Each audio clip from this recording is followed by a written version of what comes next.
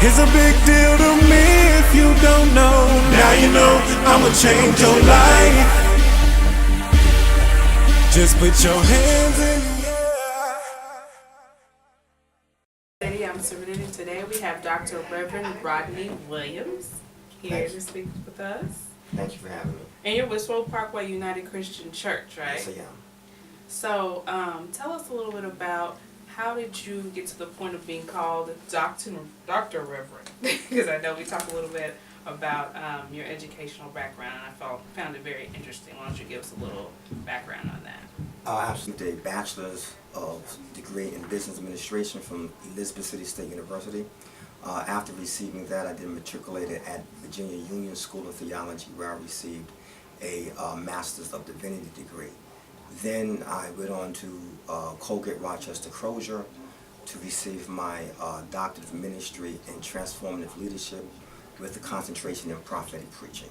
And I also like to say that's the school that Dr. King went to, and that's what really attracted me to that school.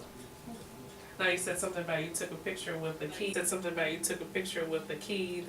Dr. King held. Yes, yes. Everybody wants to take that picture. There's this particular key that Dr. King's graduating class carried. And so it's been a tradition that people take pictures with that key at graduation. And so when I got my chance, I just jumped at, grabbed the key, and took the picture with one of my professors. So what made you want to take the call of being a preacher? Is that something you felt in your spirit, or you always had that going on in you, or is there something that event happened that prompted you to be like, okay, this is what I want to do, this is my calling? I knew I was going to be a preacher, since I was about 10, 12 years old. I was always fascinated with preachers, listening to preachers, and I just knew that is what I was going to do. But in my early 30s, late 20s rather, is when I really knew that I was going to become a pastor, a preacher. So you were involved with several organizations. I know we ran into each other at a couple of them. Yes. Initially, I saw you at the Freedom Inc.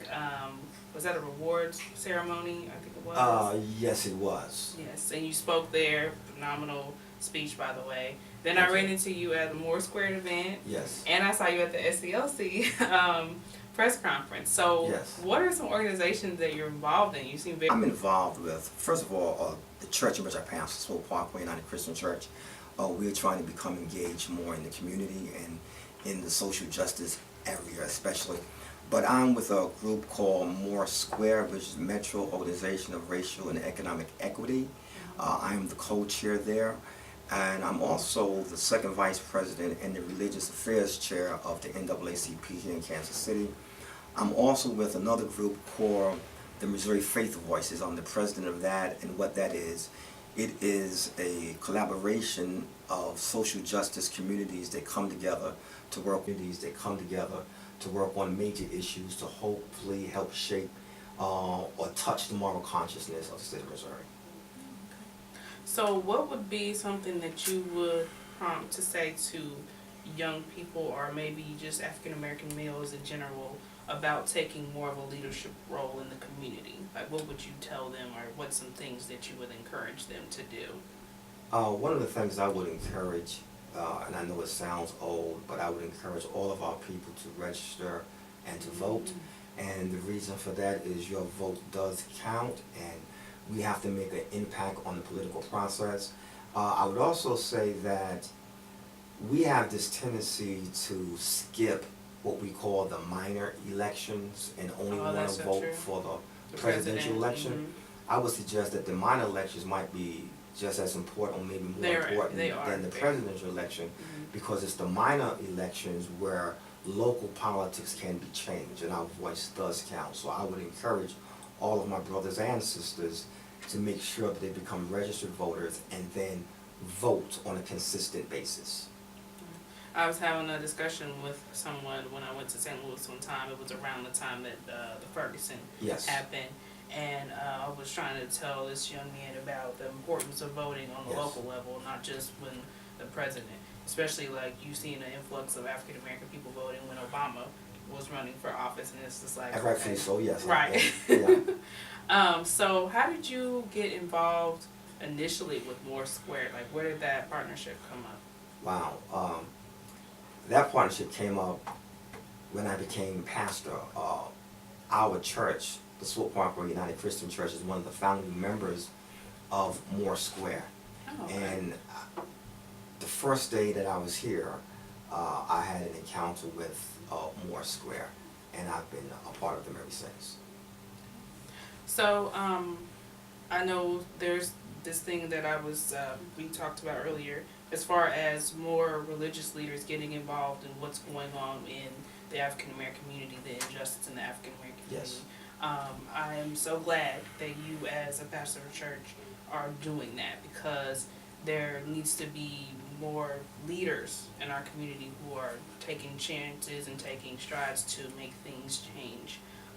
So what are your future plans with your church? Like, how are you building and going with that? That I believe it's part of my obligation as a pastor of an African American church to take the gospel into the public arena. And when I say the gospel into the public arena, it might not be the same sermon that's preached on a Sunday morning, but to stand up for truth and justice in the public arena is something that I believe is the obligation of the black church. My plans are to continue to be in public life, to continue to fight for freedom and justice, and to encourage the members of the church in which I pastor to stand with me, to stand in front of me, because sometimes I think as a leader that you don't always have to be in front. Sometimes you have to lead from the front, from the side, from the back. And so what I would like to do is develop more leaders where individuals can take more prominent leadership roles. That's true. Because sometimes people get in leadership roles, especially in some of the black churches, the pastors or the people who are in charge, they kind of just want to stay there. They don't want to pass the torch, so to speak, to other people, and that's good that you're doing that. You just said you did some type of workshop with Moore Squared on that, right? Yes. Last night I was not a leader in that particular workshop, but last night we had a training on how people can facilitate race conversations in local congregations, because Moore Square is putting on a big push, and our sister organization in St. Louis, MCU as well, putting on a big push concerning having sacred conversations in the local congregations. So if somebody wanted to get in contact with you to either come to the church or just any of the organizations that you're involved in, why don't you tell them how they get in contact with you and where they can find you? Okay, the church is located at 6140 Swope Parkway in Kansas City, Missouri. We have worship services every Sunday at 8 a.m. and 10:45 a.m. We have Bible studies at the same location on Wednesdays at 12 and at 6. But if you want to contact me, I still have my North Carolina cell phone. There's just something about me not letting completely go of North Carolina. But let me give you that number. That number is area code 252-339-1635. Call me, and I'll do what I can to put you in touch with the church, Moore Square, or the NAACP. And what's any upcoming events you have going on with any of those organizations? Like if anybody wanted to go to any event. Well, right now we're getting ready to settle into our Christmas break. But in January, we will be starting with these race conversations at different congregations. NAACP has some things that we're about to put out as far as gathering people together concerning different issues that we want to attack. But at the 1st of January, Moore Square will start its meetings for all those who are clergy. You can become a part of our clergy caucus, which takes place the third Thursday morning at 8:30. The location will probably be changed because it's going to probably be a new co-chair. But if you would just contact me at that number, we can definitely make sure that you get all the information you need. And how would somebody, if they don't know, how would they become a member of NAACP, the local chapter? You can Google NAACP, come to this particular building because our office. 1601 East 18th Street. Absolutely. In case you didn't know where we're at. And we have a great president, Miss Anita Russell. Talk with her, talk with Mary Grace or myself, and we certainly will get you the information so that you can become a member. And we need you to become a member. Thank you for your time, sir. Thank you so much. I appreciate it. Okay. I'm Serenity, reminding you to spit your piece, and make sure you check out whatsupkansascity.net.